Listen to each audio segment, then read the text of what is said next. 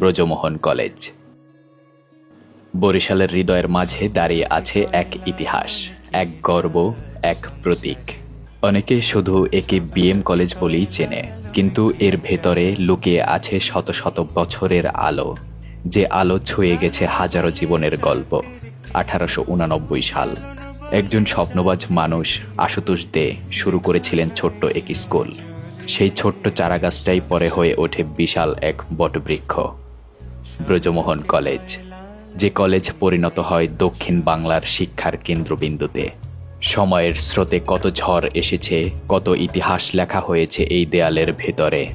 স্বাধীনতার লড়াই থেকে শুরু করে সংস্কৃতির বিকাশ, বিএম কলেজ ছিল প্রত্যেক অধ্যায়ের নীরব সাক্ষী। আজও যখন সূর্যের আলো পড়ে এই পুরনো ভবনের জানালায়, মনে হয় সময় যেন থমকে গেছে।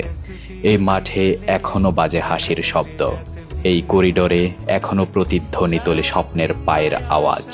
বিএম কলেজ এক আবেগ, এক ঐতিহ্য, যেখানে শিক্ষার সঙ্গে মিশে আছে ভালোবাসা আর ইতিহাস।